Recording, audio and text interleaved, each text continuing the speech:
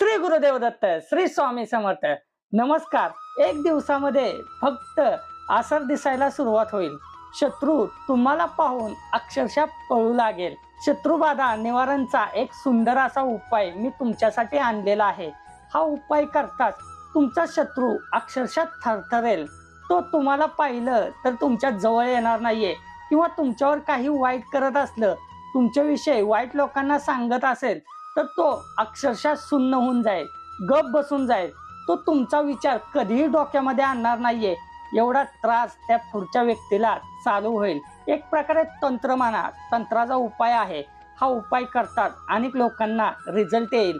हा उपाय आहे साक्षात मारुती रायांचा आणि मारुती रायांचा सरळ मार्गातला हा उपाय आहे. तर सगळ्यांनी करून पाहायला काय हरकत आहे.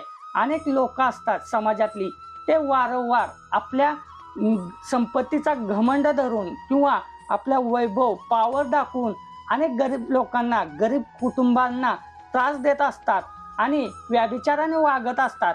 मग अशा व्यक्तीचा सामना गरीब कुटुंबातील व्यक्ती करू शकत नाहीये, पण तो निश्चितच एखादा उपाय करू शकतो. कारण जर तुम्ही सत्य भावनेने किंवा चांगल्या भावनेने, पवित्र भावनेने जर हा उपाय करताय तर निश्चितच तुम्हाला याचे रिझल्ट दिसतील.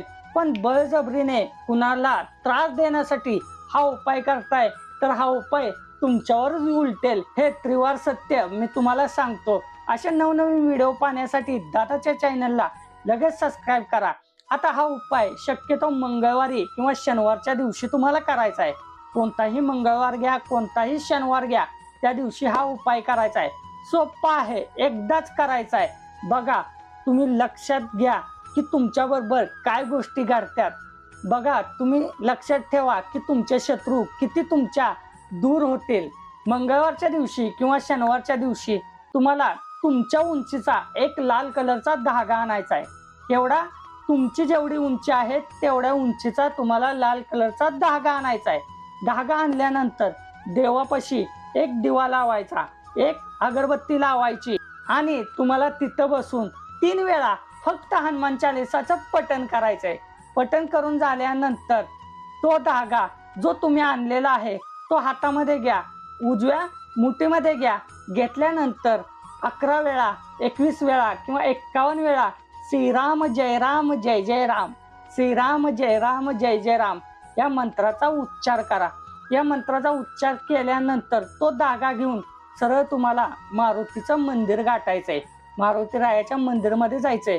मंदिरामध्ये गेल्यानंतर मारुती रायांच्या समोर उभं राहायचंय. उभं राहिल्यानंतर मारुती रायांना सांगायचंय की हा अमका अमका व्यक्ती आहे. तो व्यक्ती मला खूप असा त्रास देतोय, मला सतवतोय. तो व्यक्ती माझ्या कामामध्ये आडकाठी आणतोय, माझ्या घरावर लोक पाठवतोय, माझी बदनामी करतोय. तर भगवंता कृपा करा, या व्यक्तीला माझ्या जीवनातून लांब करा. हा व्यक्ती माझ्या जीवनामध्ये कधीच आला नाही पाहिजे किंवा याने माझ्याकडे कधीच पाहिलं नाही पाहिजे. एवढं फक्त मारुतीरायांना बोला आणि त्या व्यक्तीचं नाव घेऊन जो तुम्ही धागा नेलेला आहे त्याला 3 गाठी मारा. 3 गाठी मारल्यानंतर तो धागा तुम्ही मारुतीरायाच्या चरणापाशी ठेवा. बघा, तो पर्टिक्युलर व्यक्ती असेल, तो व्यक्ती आयुष्यात नादी लागणार नाहीये. खूप पॉवरफुल उपाय सांगितला, सगळ्यांनी करून पहा.